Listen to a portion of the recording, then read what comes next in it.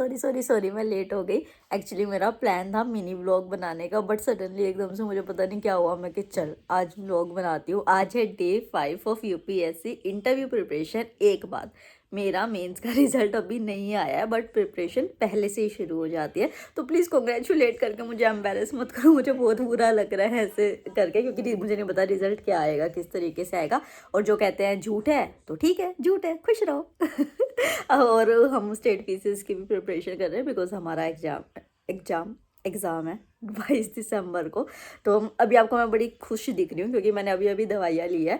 मैंने कल पोस्ट किया था, मिनी व्लॉग में भी देखा होगा, व्हाट्सएप चैनल पे भी देखा होगा, मुझे ओम्फेलाइटिस हो गया। ओम्फेलाइटिस क्या होता है? हमारा जो यूम्बिलिकल कोड होता है, मतलब हमारा जो बेली होल होता है, वहाँ पे बैक्टीरियल इन्फेक्शन हो जाता है। मम्मी ने बताया कि जब मैं पैदा हुई थी तब मुझे ये हुआ था। 1 महीने तक उससे ब्लीडिंग होती रहती है, पस वगैरह निकलता है। हालांकि मेरा इतना सीवियर नहीं है, टचवुड, क्योंकि मैं नहा रही थी, नहाते टाइम मतलब ऐसे पोंछते हुए मेरा ध्यान गया और आई वाज लाइक ये एबनॉर्मल सा लग रहा है। और मेरे भैया सर्जन है, मैंने तभी उनको फोटो भेजी एंड भैया ने मुझे बता दिया कि अभी इनिशिएट हो रहा है, पर तुझे एंटीबायोटिक्स का ध्यान रखना है। अगर एंटीबायोटिक्स नहीं ली तो फिर जो है सर्जरी पे जा सकता हूँ। मेरा तो दिमाग खराब हो गया बिल्कुल सुन के कि सर्जरी वर्जरी नहीं, मैं तो उम्मीद से अपनी दवाइयाँ ले लूँगी। बट दवाइयाँ खाते ही क्या हुआ, मेरे को एंटीबायोटिक सूट नहीं करती। मेरी मम्मी को नहीं करती, मेरी नानी को नहीं करती, मेरी मौसियों को नहीं करती। तो फैमिली ट्री से चलता हुआ आ रहा है। तो मेरे को अभी भी ऐसे लग रहा है एंटीबायोटिक ले ली इस तरीके से। अभी फ़िलहाल मैं रिवीजन कर रही थी यहाँ पे इस ये जो कॉपी है ना छोटी सी, हालांकि मुझे बहुत छोटी वर्ड है, मुझे बड़ी रखनी पड़ेगी। इसमें क्या है, जितना भी स्टेट पीसीएस का फैक्ट हो गया या सारे स्टेट्स का फैक्ट हो गया, जो मुझे ऐसा लगता है कि हाँ मुझे चाहिए लास्ट मोमेंट पे रिवाइज करने के लिए, क्योंकि आखिरी दिन तो सारी किताबें नहीं उठाओगे ना। और यूपीएससी का थोड़ा अलग था, स्टेट पीसीएस का थोड़ा सा अलग होता है। तो इस वजह से मैं यहाँ पे लिख रही हूँ। कितनी तेज़ एनर्जी से बोल रही हूँ ना मैं, अभी एनर्जी डाउन होएगी अगर असर हो गया तो मैं सुबह से ऐसी थी, नहाई धोई भी नहीं हूँ मैं इस तरीके से। मम्मी ने बहुत सुनू के मुझे कहा है कि दवाई ले ले दवाई ले ले। एक्चुअली मैं कल बहुत तबीयत खराब थी मेरी, मैं डरी हुई थी कि कहीं वो दवाइयाँ फिर से मेरे को पेट दर्द ना कर दे। तो ऐसे था। चलो बहुत लंबा इंट्रोडक्शन हो गया, 2 मिनट से ज़्यादा का हो गया। चलो अब पहले मैं नहा लेती हूँ और उसके बाद फिर हम आगे की पढ़ाई शुरू करते हैं। Bye bye. तो एक कमेंट हर वीडियो शॉर्ट्स में आ रहा है कि अबाउट यूपीएससी सिलेबस कि उसको कैसे याद करना है। देखो ऐसा कुछ याद नहीं करना है, आपसे कोई पूछने नहीं वाला कि यूपीएससी का सिलेबस सुनाओ। एक हफ्ता आप यूपीएससी के सिलेबस को देख लेंगे या स्टेट पीसीएस के, तो जब आपके सामने वो टॉपिक आएगा ना स्टैटिक बुक में या करंट अफेयर में, तो आपको पता चल जाएगा कि हाँ ये मुझे करना है, ये मेरे यूपीएससी सिलेबस में है। ये है याद करने का कंसेप्ट। और कौन सा याद करना है, तो जो साइट पे है वो नहीं याद करना है, क्योंकि वो बहुत कम है। इस तरीके से आते हैं ये तो स्टेट पीसीएस का, इससे बड़ा आता है, मतलब इतना बड़ा, जैसे एक करंट अफेयर की मंथली मैगजीन आती है ना, उस तरीके से आता है। मेरे व्हाट्सएप चैनल पे मैंने उसको डाला भी हुआ है, ठीक है। मेरे पास आई थिंक जीएस स्कोर का है, तो पूरा ना ऐसे इस तरीके से डिटेल में उसमें सिलेबस दिया होता है। तो आपको वो इस तरीके से मतलब सब देखना है कि अच्छा अच्छा ये टॉपिक है, और उसको हफ्ते भर देख लो तो आपको दिमाग में टॉपिक्स बस जाएंगे कि हाँ भाई ये टॉपिक्स है, बस इतना सा करना है। और प्लीज़ ये रोने वाली इमोजी मत बनाया करो, मैं बहुत एम्पैथिक पर्सन हूँ, मेरे को दुख हो जाता है ऐसे देखते हुए कि यार अगला पर्सन दुखी है। और इस एम्पैथी के चक्कर में ना मैंने बहुत लोगों की मदद करी है और बाद में उन्होंने मेरे ऊपर मुसीबत डाल दी है, तो प्लीज़ ऐसे मत किया करो। तो आई होप ये सिलेबस का समझ आ गया होगा। अब जो है वो मैं पॉलिटी कर रही हूँ। पहले आर्टिकल्स दिखाती हूँ कि कैसे मैंने आर्टिकल्स लिखे हुए हैं। वैसे तो पॉलिटी के लिए अपन ये लक्ष्मीकांति करते हैं, बट क्या होता है कि पूरी तो नहीं कर सकते ना लास्ट मोमेंट पे। तो मैंने क्या किया कि प्रीवियस ईयर में जो आर्टिकल्स आए होते हैं ना, वो स्टेट पीसीएस में बहुत रिपीट होते हैं।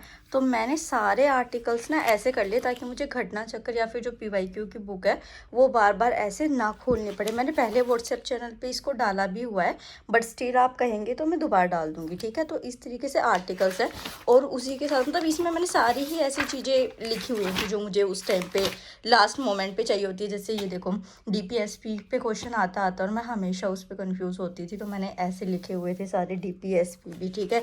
फिर ये कि मॉडर्न इंडिया में किसने कौन सी स्टेटमेंट दी थी, ऐसे प्रीएम्बल को बस मैंने इतने से में लिख लिया था। फंडामेंटल राइट जो मुझे बस याद नहीं हो रहे थे वो मैंने ऐसे लिख लिए थे। फंडामेंटल ड्यूटी में कई बार थोड़ी सी कन्फ्यूज़न हो जाती है। तो वो ऐसे लिख लिया था। उसके बाद जो बचे हुए आर्टिकल्स थे वो ऐसे लिखे हुए हैं, कुछ यहाँ पे मॉडर्न इंडिया के फैक्ट्स हैं। देन फिर जो है सेंट्रल स्टेट रिलेशन, ये बहुत मुझे टफ लगता है, ये चैप्टर मेरे को सबसे टफ लगता है पॉलिटी में।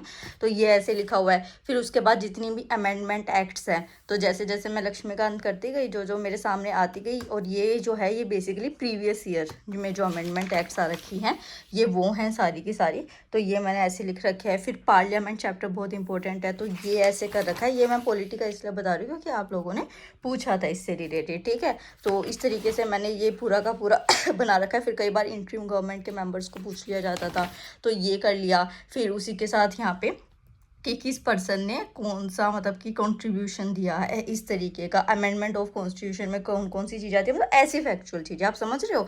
और ये पार्ट्स के ऊपर, स्केड्यूल्स के ऊपर बहुत सारे क्वेश्चंस आते हैं। तो इस तरीके से मैंने ये करे हुए हैं। कौन से टर्म्स एंशिएंट इंडिया के हैं, शिफ्टिंग कल्टिवेशन के ऊपर क्वेश्चन आता है कि उसको किस स्टेट में क्या कहा जाता है। तो इस तरीके से मैंने ये अपने सारे नोट्स बना रखे। और अब जो है फालतू कमेंट करते हैं ना, पढ़ती नहीं है, ये तो बस ब्लॉग बनाती है, ये तुम बना के गए हो ये सारे के सारे नोट्स। और एक बार ना व्हाट्सएप चैनल पे जाके देखो कितना कंटेंट मैं प्रोवाइड करती हूँ। और एक यूट्यूबर ला दो दूसरा जो व्लॉग्स बनाता हो, चाहे जो सिलेक्टेड हो चाहे नॉन सिलेक्टेड हो, एक्सेप्ट एक दो, और वो भी शायद अपने कोर्सेज लॉन्च कर रहे हैं इस वजह से, जो इतनी मदद करता हो, ठीक है। तो बोलने से पहले ना सोचा करो, पहले अपनी ज़िंदगी का देख लो, फिर मेरे ऊपर कमेंट करना। अपना कुछ अता पता नहीं है, मेरे ऊपर बोलने के लिए आ गए हैं। चाहे मैं सिलेक्ट हूँ या ना हूँ, तुमसे मैं 10 गुना बेटर हूँ, ठीक है। तो फालतू बोलने की ज़रूरत नहीं है। और थोड़ा गुस्सा हो गई मैं, आ गया गुस्सा एकदम से, क्या करूं। अब उसके बाद जैसे जो कॉन्स्टिट्यूशनल बॉडी और जो नॉन कॉन्स्टिट्यूशनल बॉडीज होती है ना, उसको मैंने इस तरीके से एक चार्ट बना रखा है। आप मानोगे नहीं, 15 से 20 मिनट में आपकी सारी कॉन्स्टिट्यूशनल और जो नॉन कॉन्स्टिट्यूशनल बॉडीज़ होती है ना, वो इस तरीके से कवर हो जाती है और सारी कन्फ्यूज़न ख़त्म हो जाती है। और कई बार आपको ऐसा लगे कि कंटेंट जो है ऐसा है, जैसे ये वाला कंटेंट है, जैसे कि इसमें नेम ऑफ द केस दे रखा है और उसमें एलिमेंट्स क्या हो, और आप हर चीज़ तो नहीं लिख सकते ना। तो इस तरीके से, ये क्या है, किसका नंबर है ये, फ़ोन मत करना भैया, किसी का भी हो सकता है। ये जो है इस तरीके से हैं, तो आप इसको कट करके ऐसे भी पेस्ट कर सकते हो, इसमें कोई पंगे वाली बात नहीं है, ठीक है। तो समझ रहे हो, इस तरीके से मैंने आप लोगों के साथ अपना शेयर कर दिया है। ये एक नोटबुक है, ऐसी और भी हैं, ठीक है। एक चीज़, नाम देख लो मेरा कनिष्का, मेरे डॉक्यूमेंट्स में कहीं भी कौशिक नहीं है। मेरे मम्मी पापा ने हटवा दिया था 8th क्लास में। 8th क्लास से पहले मेरा नाम शुभम शर्मा था, और मेरे को वो नाम पसंद नहीं था। मैंने जब चेंज कराया, तो क्योंकि अपने में ये मानते हैं कि लड़की को शादी होकर दूसरे घर जाना होता है, उसका सरनेम लगाना होता है, फालतू की बात है। तो जो है मेरे मम्मी पापा ने मेरा कौशिक सरनेम हटा दिया था, मेरा नाम सिर्फ कनिष्का है। बट मुझे अच्छा लगता था, इस वजह से सोशल मीडिया से, इंस्टा हो गया, फेसबुक हो गया, और यार यूट्यूब पे तो मैं शुरू में काम करती भी नहीं थी। मतलब मेरे फ्रेंड्स थे, उन लोगों ने ये चैनल बनाया था, उन्होंने ये किया था, तो वो डॉक्टर कनिष्का कौशिक लगा देते थे। अब कहीं मैं आपको दिखता है मैं डॉक्टर लगाती हूँ या वो करते हुए, तो भाई साहब मेरे को पता चला कि मेरा नाम बदल, मतलब सरनेम तो बदलना, मेरा क्या नाम है, कास्ट बदल दी गई। एक दो ने तो मेरा रिलीजन तक बदल दिया, मेरी आइडेंटिटी भी बदल दो है, और कुछ हो, या मेरे को कह दो वो तो हो चुकी लेट कनिष्का लिख दो मेरे आगे। कैसी बातें करते हो यार तुम लोग, हैं फालतू में। ये कहाँ छोड़ के आते हो जब कमेंट करते हो। तो यहाँ फिर मैंने अपनी पॉलिटी को रिवाइज करना शुरू कर दिया था। मतलब वही आर्टिकल्स हो गए जो मैंने अभी आपको दिखाया। एक्चुअली आज का व्लॉग वैसे स्टडी वाला इतना नहीं हुआ, क्योंकि मुझे शुरू में आपको ये सारी चीज़ें दिखानी थी। अब आपको ये समझ भी आ गया होगा, जो स्टूडेंट्स पूछते थे ना कि शॉर्ट नोट्स कैसे बनाने, कीवर्ड्स क्या होते हैं, तो अब आपको समझ आ गया होगा कि किस तरीके से। और अगर नहीं समझ आ रहा तो व्हाट्सएप चैनल पर जो है वो मैं और नोट्स भी डालती हूँ, वो देख के आपको समझ आ जाएगा। उसका लिंक डिस्क्रिप्शन बॉक्स में है। नेक्स्ट व्लॉग में मैं आप लोगों के साथ शेयर करूँगी कि कैसे जो है डिफरेंट बुक्स को आप यूज़ करके अपने आंसर को इवेलुएट कर सकते हैं। मतलब कुछ और स्टडी सोर्सेज जो है वो मैं पूरी कोशिश करूँगी आप लोगों के साथ शेयर करने की। और क्योंकि जैसे कल मेरी तबीयत ख़राब थी ना, कल मैं मॉडर्न इंडिया कर रही थी तो हो नहीं पाया था तबीयत ख़राब की वजह से, तो आज मैं उसको कर रही हूँ, जो कल का पेंडिंग टारगेट है बेसिकली। तो यहाँ पर मैं survey of the social culture movement कर रही हूँ, क्योंकि ये topic peasant movement, tribal movement, civil uprising, ये ऐसी चीज़ें हैं जिसमें मुझे कन्फ्यूज़न बहुत ज़्यादा होती है, और यहाँ से बहुत सारे क्वेश्चंस आते हैं आप सभी को। अब ना मुझे एक बात समझ आई कि जो ये फैक्चुअल चीज़ें होती है ना, वो मुझे ज़्यादा ट्रबल करती है। इसी वजह से मैं MPPCS के लिए भी नहीं जाती, क्योंकि वहाँ पे फैक्ट्स भर के हैं, तो थोड़ा इस वजह से मैं उस चीज़ को इग्नोर कर देती हूँ, कंसेप्चुअल चीज़ें मुझे समझ आ जाती है।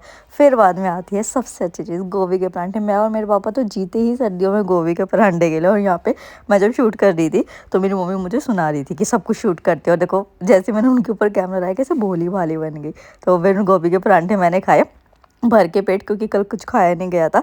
फिर मैं बाहर धूप में आ गई पढ़ने के लिए, क्योंकि पिछली बार देखा था ना क्या हालत हुई थी, सर्वाइकल का इशू हुआ था, धूप नहीं मिली थी। तो इस बार मैं कोई रिस्क नहीं लेना चाहती। पर पता नहीं क्या ही हो रहा है यार, हमारे करेले की बेल पे अभी भी करेले लगे जा रहे हैं। मतलब मुझे समझ ही नहीं आ रहा। हम इसको हटाना भी चाह रहे हैं, बट कहते हैं ना कोई हरी भरी बेल होती है तो उसको मतलब हरा भरा प्लांट जो होता है उसको नहीं हटाना चाहिए, पाप होता है। तो हम इसको हटा भी नहीं पा रहे और इस पे करेले अब तक लगे जा रहे हैं, जिसकी वजह से जो थोड़ी बहुत पालक और धनिया उगना था ये भी प्रॉपर नहीं उग पा रहा। मतलब हम इतने डायलेमा में, अगर आपको कुछ पता है तो बताना मेरे को। फिर उसके बाद मैं यहाँ पे अपना स्टेट पीसीएस का करने बैठ गई थी। आज मैंने पूरे दिन का रिकॉर्ड नहीं किया क्योंकि मुझे पढ़ना भी था।